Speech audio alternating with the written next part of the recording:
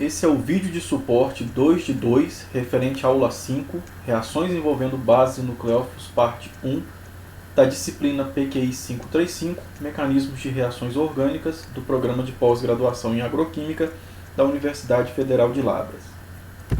No vídeo 1, então a gente viu que, a gente estava estudando participação do grupo vizinho, nós vimos que quando a gente tem no carbono vizinho ao carbono que sofre a substituição nucleofílica, se eu tiver um orbital pi antiligante, isso acelera a velocidade da reação.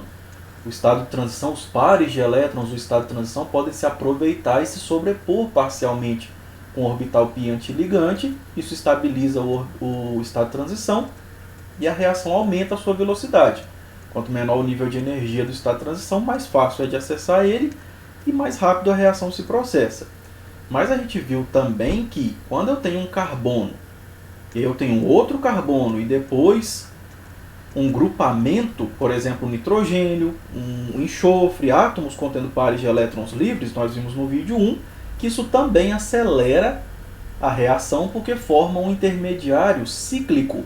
E esse intermediário cíclico, ele é formado quando o grupo abandonador é expulso e ele é mais reativo do que o composto original. Então o nucleófilo ataca por um lado ou por outro e isso também acelera a velocidade da reação. Então nós vimos duas situações que aceleram a velocidade de reação SN2.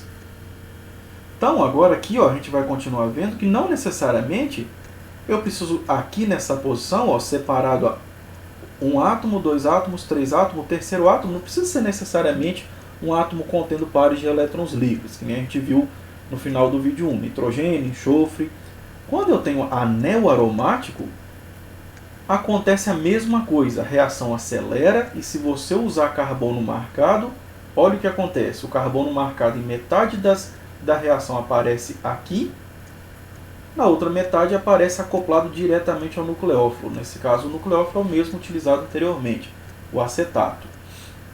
Então, como que eu explico isso daqui, a formação desses dois produtos, onde o carbono marcado ora está num lugar, ora está no outro?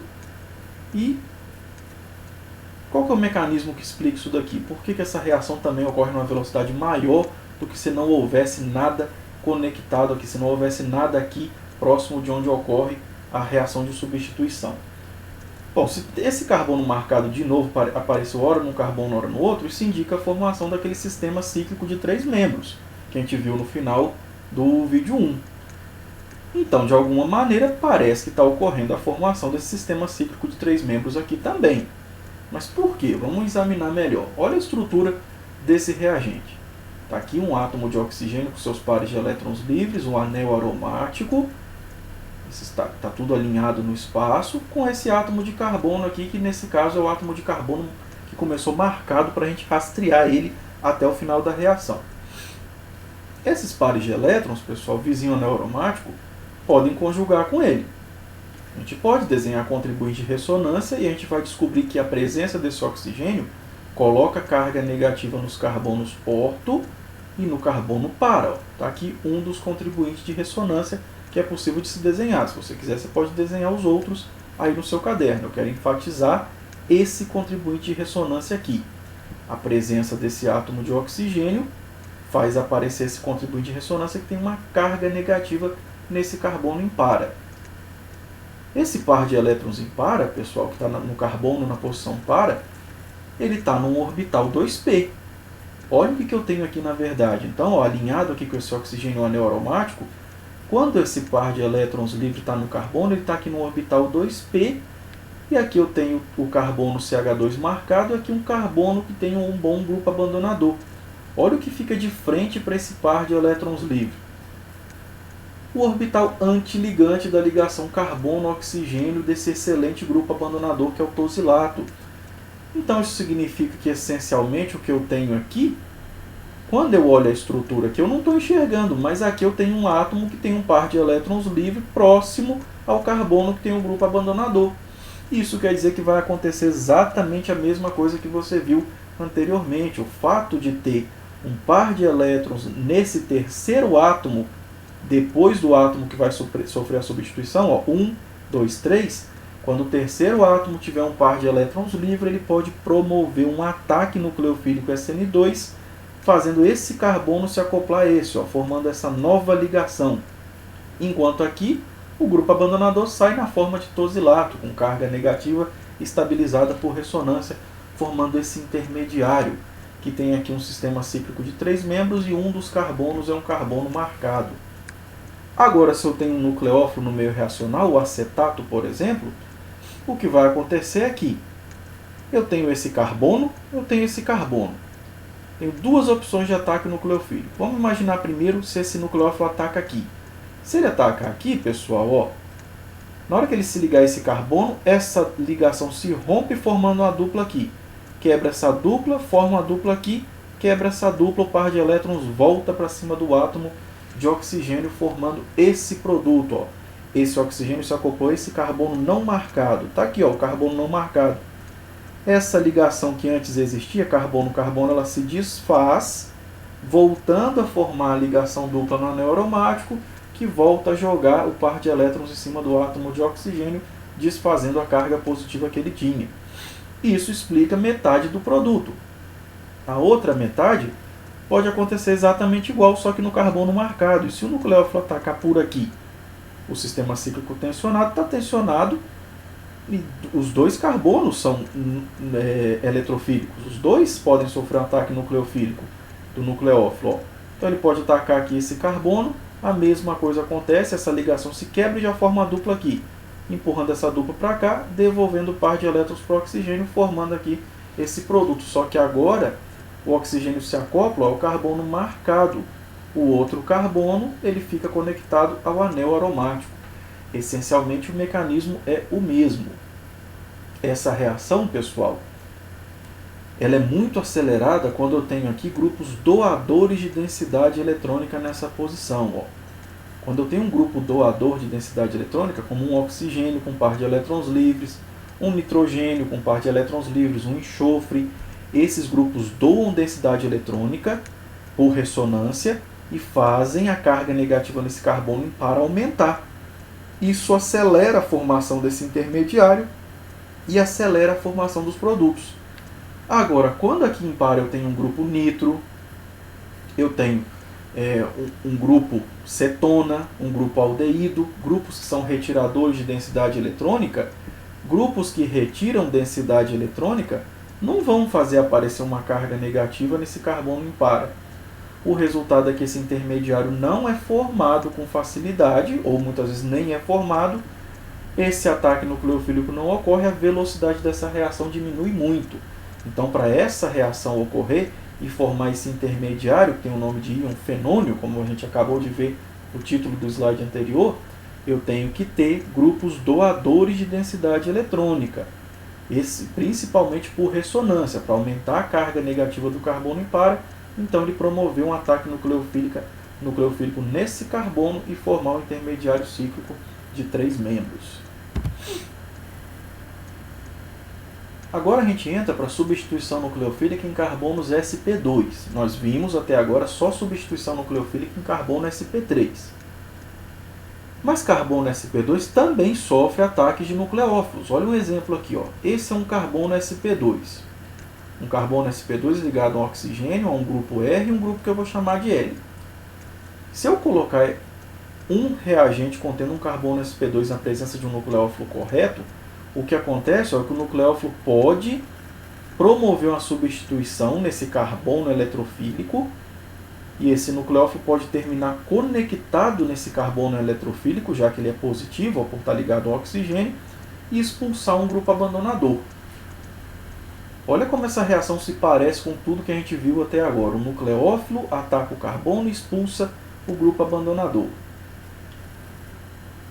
Se essa reação ocorreu, pessoal, isso quer dizer que esse reagente aqui ele é mais reativo do que esse. Se esse nucleófilo reagiu aqui, trocou esse cara aqui, que a gente chama de L por esse, essa reação ocorreu porque aqui eu tinha uma substância mais reativa e aqui agora eu tenho uma substância menos reativa. E nós vamos ter que falar um pouco disso mais a fundo. Vamos ter que entender o que leva essa reação a acontecer exatamente. Primeiro, vamos focar a atenção no grupo abandonador. Quais são os melhores grupos abandonadores para esse tipo de substituição nucleofílica agora? Mais uma vez, olha que padrão interessante. Aqui desse lado esquerdo eu tenho as substâncias mais reativas para essa reação de substituição nucleofílica em carbono sp2. Já aqui do lado direito eu tenho as substâncias menos reativas. Esse grupo L, ó, é esse grupo que eu marquei de azul. Então, quando L é um bromo, isso forma um reagente muito reativo. Ele é extremamente reativo e faz essa reação acontecer com uma velocidade muito grande. Quando é um átomo de cloro, esse grupo L aqui, ó, a reação também ocorre muito rápido. Quando é um enxofre também. Quando é um oxigênio conectado a uma outra carbonila, a reação já ocorre aqui, ó, numa velocidade não tão gigantesca, não tão baixa.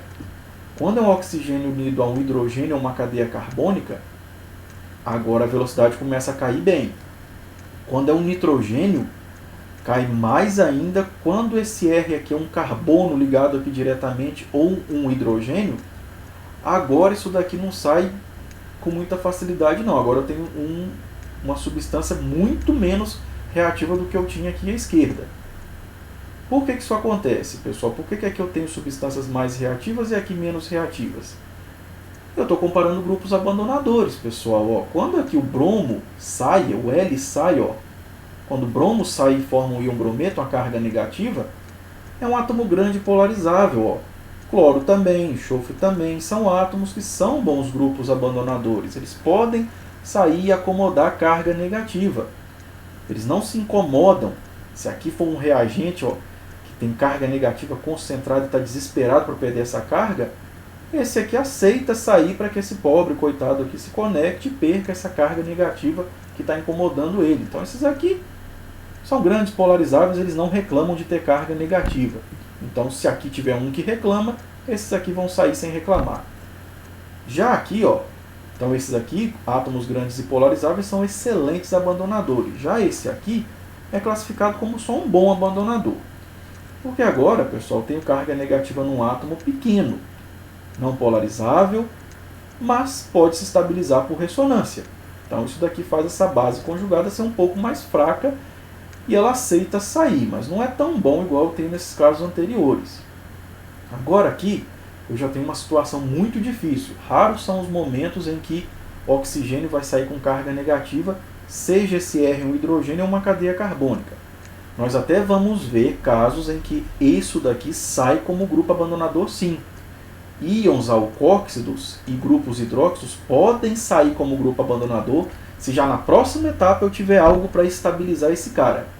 Se não houver, isso daqui não sai como grupo abandonador de jeito nenhum. Mas se houver possibilidade de já na próxima etapa da reação algo estabilizar essa carga negativa, os íons alcóxidos e hidróxidos até aceitam sair como grupo abandonador. Diferente desse, é raríssimo ver numa reação química um grupo NH2 saindo como grupo abandonador. Mesmo que na próxima etapa ele possa ser estabilizado, não vale a pena botar para fora da estrutura uma base tão forte que nem o íon amideto. Carbono, então, pessoal, nem pensar. Carbono é um átomo pequeno, nada eletronegativo, então ele não tem nenhum fator que estabilize esse ânion na hora que ele sai. Na hora que ele é formado, não tem nenhum fator para estabilizar uma carga negativa em cima de um carbono. Então, isso aqui atuar como um grupo abandonador, sendo aqui um carbono, uma cadeia carbônica com hidrogênio, é algo que é muito raro. Na verdade, você não deve propor um mecanismo dessa maneira se você não tiver uma justificativa muito, mas muito boa mesmo. Então agora, como que eu já sei que a questão de grupo abandonador é a mesma coisa? Bases mais fracas vão ser melhores grupos abandonadores. Qual seria o mecanismo dessa reação? Então você pode ser tentado a pensar o seguinte: eu acabei de ver que está aqui a ligação que vai se romper. E eu tenho aqui o orbital sigma antiligante da ligação carbono-bromo. Então talvez seja a mesma coisa. O nucleófilo vem pela parte de trás da ligação carbono-bromo, ataca esse carbono e expulsa o bromo como grupo abandonador. Ao mesmo tempo que a ligação carbono-nucleófilo vai sendo formado, a ligação carbono-bromo vai se desformando, a configuração vai se invertendo e por fim, ó, o nucleófilo termina acoplado pelo outro lado de onde o bromo atuou como grupo abandonador. Talvez eu possa pensar que essa reação ocorresse dessa maneira. Mas será que ela ocorre mesmo? Vamos olhar o seguinte aqui, pessoal. Ó. Ok, quando eu olho uma carbonila que tem aqui uma ligação carbono-bromo, está aqui o orbital antiligante da ligação carbono-bromo. Mas será que esse daqui é o orbital antiligante mais fácil de acessar mesmo para um nucleófilo? Olha que nós já sabemos, pessoal, nós já tínhamos discutido isso antes. Um orbital sigma antiligante tem um nível de energia maior do que um orbital pi antiligante. É mais fácil acessar, olha nessa estrutura aqui. Eu tenho o orbital pi antiligante da ligação dupla carbono-oxigênio e o orbital antiligante da ligação carbono-bromo. Nós já sabemos que é mais fácil acessar o pi antiligante. Nós já estabelecemos essa ordem na aula 2. Se você precisar, você vai dar uma voltada aí na sua aula, no seu caderno e olhar. É mais fácil, envolve menor energia acessar primeiro um orbital P vazio, lembra? Orbitais vazios, por exemplo, de carbocátions. Esse é o que envolve menor energia, eles são facilmente acessados. Depois, o segundo mais fácil de acessar, o que envolve menos energia, é o π, orbital π antiligante. E por último, o orbital sigma antiligante. Então não faz sentido eu pensar que um nucleófilo vai querer atacar aqui, ó, a ligação, o orbital antiligante da ligação sigma, quando eu tenho um orbital mais baixo em energia, com nível mais baixo de energia e, portanto, mais fácil de acessar. Então está errado. Esse mecanismo que você acabou de propor aqui não faz sentido e não está correto. Não é isso que acontece numa substituição nucleofílica envolvendo um carbono sp2. Está completamente errado. Bom, se isso está errado, qual seria o mecanismo correto então? Então, se eu tenho aqui um orbital π antiligante mais fácil de acessar do que o sigma antiligante, eu tenho que olhar qual lado que tem a carga positiva e qual lado tem um coeficiente orbital maior. A carga positiva está maior ao lado do carbono e ele é maior ao lado do elemento menos eletronegativo. Isso quer dizer que o nucleófilo, ó, ele ataca pelo carbono, quebrando a ligação π. Ele ataca o orbital π antiligante, quebra a ligação π, quebra a ligação dupla e o oxigênio acomoda momentaneamente o par de elétrons da dupla. Ó, quando o nucleófilo se conecta ao carbono, a dupla se rompe e é acomodada pelo átomo de oxigênio. Agora, pessoal, não tem mais ligação π. Não tem mais ligação π nesse intermediário. Ele é tetraédrico. O carbono começou sp2, está aqui sp3. Mas agora eu tenho carga negativa em orbitais aqui no oxigênio. E aqui embaixo, ó, eu tenho orbital sigma antiligante da ligação carbono-bromo, sigma antiligante da ligação carbono-nucleófilo, sigma antiligante da ligação carbono e grupo R. Eu tenho aqui de frente para esses pares de elétrons orbitais sigmas antiligantes. Agora eu tenho que saber reconhecer desses orbitais sigma antiligantes, será que tem algum com nível de energia suficientemente baixo para que esses pares de elétrons livres interajam? Se houver, o par de elétrons se sobrepõe a esse orbital sigma antiligante. Nesse caso, ele se sobrepõe ao sigma antiligante da ligação carbono-bromo, volta a formar a dupla e expulsa o átomo de bromo como grupo abandonador.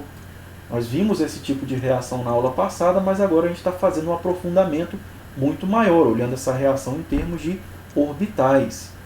Essa reação, pessoal, inclusive, já é provado que o nucleófilo, nessa primeira aproximação aqui, ó, ele não se aproxima linearmente desse carbono, ele não vem por aqui, ó, num ângulo de 180 graus em relação à carbonila. Dessa vez não é assim. Esse ângulo aqui, ó, é um ângulo de 107 graus. Esse ângulo de 107 graus, que é chamado de ângulo de Bürg-Dunnex, ele tem essa angulação justamente por causa do formato do orbital π antiligante. O orbital π antiligante está nessa área aqui, ele não está nessa área aqui, ó. Aqui nessa região nós temos o sigma antiligante da ligação sigma carbono-oxigênio. Então o ataque nucleofílico a um carbono sp2, diferente de um carbono sp3, num carbono sp3 ele ocorre com um ângulo de 180 graus. Num carbono sp2 o ataque nucleofílico ocorre com ataque com ângulo de 107 graus, ó, nesse primeiro momento. Agora, vamos começar a conversar um pouco sobre esse intermediário aqui. Então, esse é o mecanismo correto e agora eu quero entender melhor essa sobreposição com esse orbital antiligante da ligação sigma carbono-bromo. Para isso, vamos comparar a reatividade de alguns haletos de acila quando eles reagem com água. Ou seja, a reação de hidrólise do fluoreto de acila, do cloreto de acila, do brometo de acila e do iodeto de acila. Fluoreto de acila hidrolisa numa velocidade relativa 1. Cloreto, 10.000. Brometo, 100.000. Esse aqui, iodeto, 10 milhões. Por que está ficando tão mais rápido aqui e tão mais devagar aqui? Primeira coisa que você pode pensar, será que a carga positiva nesse carbono que está acelerando a reação? Não. Flúor não é mais eletronegativo do que iodo? Se o flúor é mais eletronegativo do que iodo, ele polariza mais essa ligação junto com o oxigênio, criando aqui um foco de carga positiva maior do que aqui. Então, não é o fato de existir carga positiva que está acelerando a reação. Vamos pensar na primeira etapa dessa reação. A primeira etapa dessa reação ocorre, de fato, por atração eletrostática, dessa carga negativa com essa positiva. Nós vimos que a água se aproxima por um ângulo de 107 graus do orbital pi antiligante, quebra a dupla, formando esse intermediário. Mas aí, agora, numa segunda etapa, eu volto a ligação dupla a ser formada e expulso um grupo abandonador, formando esse produto final. Uma última etapa, geralmente uma base de Lewis, ou o próprio grupo que sai, remove o hidrogênio, formando um ácido carboxílico, igual nós vimos na aula anterior. Pessoal, essa velocidade aqui está sendo um reflexo direto dessa etapa aqui. Quanto mais fácil for a interação desse par de elétrons livres com o orbital sigma antiligante, mais rápida a reação ocorre. Por que isso? Vamos olhar aqui a ligação carbono-flúor. Flúor é um átomo muito eletronegativo, mas é um átomo do segundo período. Então está aqui o nível de energia do par de elétrons dessa ligação. Está aqui o nível de energia do orbital sigma antiligante, que está aqui da ligação carbono-flúor, de um lado e do outro. Quando eu troco isso por um átomo de cloro, pessoal, cloro já é um elemento menos eletronegativo. Menos eletronegativo, o nível de energia desse par de elétrons sobe. Tá. Só que agora, olha o detalhe, o nível de energia do orbital sigma da ligação carbono-cloro caiu. Por que caiu? Pessoal, essa ligação carbono-cloro, quando eu comparo com a ligação carbono-flúor, ela é maior. Por que essa ligação é mais longa? Porque ela envolve um átomo do segundo período e um átomo do terceiro período. Aqui é um átomo do segundo período com um átomo do segundo período. Ligações mais longas, elas são ligações mais fracas, têm uma energia de ligação menor. Lembra que a gente já conversou sobre isso lá atrás? Quanto mais distantes em períodos forem os átomos, uma ligação química, menos efetiva é a sobreposição orbitalar e mais fraca ela se torna. Então aqui, o que acontece é que o nível de energia desse orbital sigma antiligante, ele cai. É mais fácil quebrar essa ligação, que envolve átomos de períodos diferentes, do que quebrar essa. Essa é complicada, essa é um pouco mais complicada de quebrar quando eu comparo com essa aqui. Quando eu troco por bromo, essa ligação carbono-bromo já tem a distância de 1,9 angstroms, ou seja, 1,9 vezes 10 a menos 9 metros. Ela é maior. Por que ela é maior? Bromo agora é um átomo do quarto período. A sobreposição entre um átomo do segundo e do quarto fica cada vez menos efetiva. Essa ligação fica mais fraca ainda. O nível de energia da ligação, do antiligante, do orbital antiligante carbono-bromo, cai mais ainda, é mais fácil ainda de acessar. Por fim do iodo, eu tenho agora o par de elétrons da ligação tem um nível de energia ainda maior, ou seja, o iodo é menos eletronegativo, e o nível de energia do orbital sigma antiligante aqui atrás é ainda menor, porque essa ligação é ainda mais longa e mais fácil de se romper.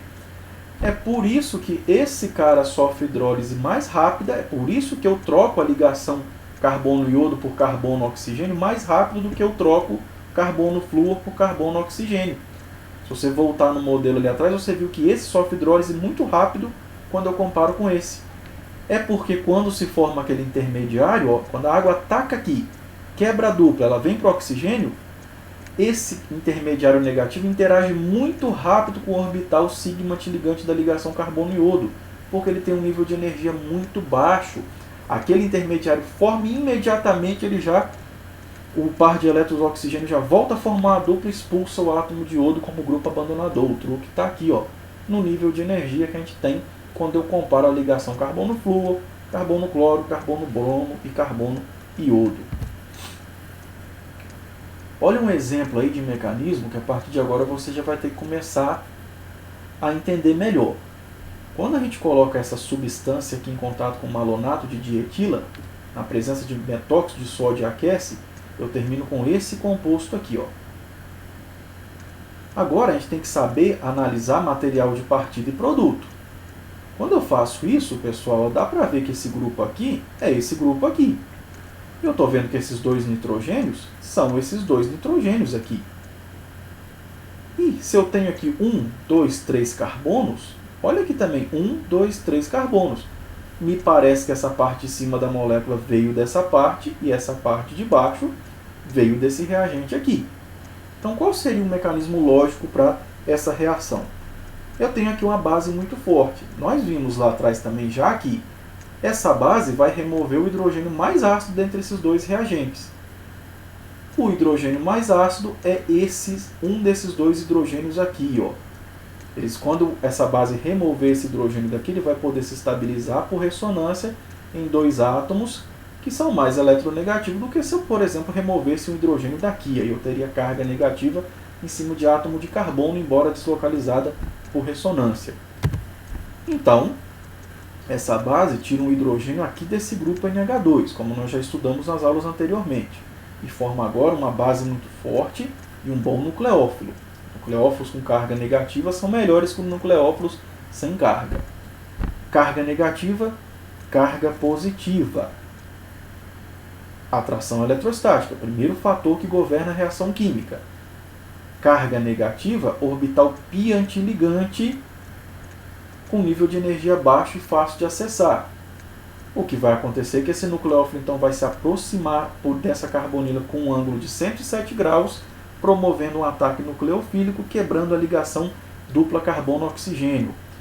O resultado é que esse nitrogênio aqui, ó, usa um dos seus pares de elétrons livres para se acoplar à carbonila. Ela se rompe e é acomodada pelo átomo de oxigênio. Numa segunda etapa, ó, esse oxigênio não vai acomodar essa carga negativa para sempre. Eu tenho aqui, ó, 3 orbitais antiligantes, pessoal. O antiligante carbono-nitrogênio, o antiligante carbono-oxigênio e o antiligante carbono-carbono. Nós já sabemos que o antiligante com menor energia é aquele que tiver o átomo mais eletronegativo envolvido. Então, esse par de elétrons acessa com mais facilidade o antiligante da ligação carbono-oxigênio. Isso faz com que o par de elétrons volte a formar uma dupla expulsando o íon etóxido, que é uma base forte, mas lembra que eu falei que alcóxidos até saem como grupo abandonador, desde que na próxima etapa já tenha algo que vale a pena? Nesse caso aqui tem. Olha esse hidrogênio aqui, pessoal, que sobrou desse primeiro reagente. Na hora que essa base forte estiver saindo, se ela remover esse hidrogênio, forma uma molécula de etanol neutra, e agora um par de elétrons vizinho uma carbonila, vizinho um carbono que faz uma dupla com nitrogênio, ela pode se estabilizar por ressonância aqui e aqui. Você pode desenhar, e na sua casa, os contribuintes de ressonância, se convencer de que isso daqui é uma base conjugada estável. Isso explica porque, apesar de aqui ser um grupo abandonador ruim, ele sai. Então, ó, em os alcóxidos, eles até saem como grupo abandonador, desde que já na próxima etapa eu tenho algo que estabilize esse grupo abandonador, como por exemplo o hidrogênio ácido, que é o caso desse hidrogênio aqui. Mas agora a gente sabe que esse intermediário aqui continua sofrendo reações porque isso daqui ainda não é isso daqui. Pessoal, eu estou vendo que um nitrogênio ligou um dos carbonos dessa molécula aqui. Está vendo? Um dos nitrogênios ligou a um dos carbonos. Mas eu estou vendo que o nitrogênio vai se ligar a outro carbono. Então, ó, parece que esse nitrogênio aqui vai se ligar a esse carbono aqui. Mas é estranho, a carga negativa está aqui. Por que esse carbono iria atacar aqui? Se esse nitrogênio usar esse par de elétrons que está aqui em cima dele para formar uma ligação, eu vou formar um ciclo de 1, 2, 3, 4 membros. Muito instável, muito tensionado para ser formado. Mas eu não posso esquecer que a ressonância não está deixando essa carga negativa o tempo todo nesse nitrogênio. Olha o que pode acontecer. Esse par de elétrons que estava aqui pode entrar em ressonância formando uma dupla, quebrando a dupla que vai em direção ao nitrogênio que está na parte de cima da estrutura. Esse nitrogênio com carga negativa agora está separado desse carbono positivo a 1, 2, 3, 4, 5, 6 átomos de distância. Isso aí já é uma distância que dá para formar um sistema cíclico que não tem tensão interna, que tem ângulos melhores do que um sistema cíclico de 4 membros. E essa cadeia carbônica não tem que estar aberta assim. E se ela tiver, por exemplo, assim, ó, a carga negativa está aqui em cima do nitrogênio, está aqui o nitrogênio ligado ao primeiro ataque que ele promoveu em uma das carbonilas, está aqui a outra carbonila, ó, com carga positiva, orbital π antiligante com nível de energia fácil de acessar, e aqui um bom nucleófilo. Esse cara pode promover um ataque nucleofílico formando uma ligação carbono-nitrogênio. Está aqui, enquanto a dupla se rompe e é acomodada pelo átomo de oxigênio. Mesma história. Esse par de elétrons pode voltar e expulsar o íon alcóxido, ou seja, o íon etóxido. Não é um bom grupo abandonador, não é dos melhores, mas olha, na hora que a dupla se forma e expulsa o íon etóxido, olha o que sobrou aqui de novo, pessoal. Esse hidrogênio, se ele for removido, a carga negativa do nitrogênio pode ser estabilizada por ressonância na carbonila do lado, formando esse intermediário que é muito mais estável do que esse daqui. Olha porque a gente fez aquela revisão com calma sobre ácidos e bases em química orgânica. Se a gente não tivesse feito aquela aula, ia ser mais difícil de você enxergar que essa base conjugada é mais estável do que essa base conjugada. E você precisa disso para entender por que essa reação ocorre no laboratório. Eventualmente, aqui essa base que está se estabilizando por ressonância vai capturar um hidrogênio de algum lugar e vai formar esse penúltimo intermediário, que tem aqui uma carbonila ligada ao nitrogênio. Ó. Mas não é essa a estrutura final que aparece. Pessoal, agora, está vendo aqui que eu tenho um carbono alfa carbonílico com hidrogênios? Toda vez que eu tiver um carbono alfa carbonílico com hidrogênios, essa estrutura pode passar da forma ceto para a forma enólica, principalmente em meio básico.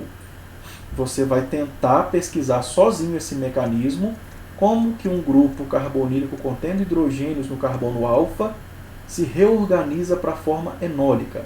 Aqui, esse equilíbrio se desloca para formar a forma enólica muito facilmente, porque quando isso acontece, isso aromatiza o sistema. Eu tenho um sistema cíclico com dupla, simples, dupla, simples, dupla.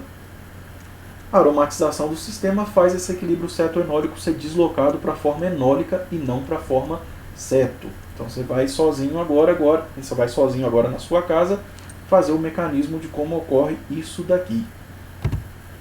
E também vai pegar de novo o livro do Miller no capítulo 3 e ler o item 1.b.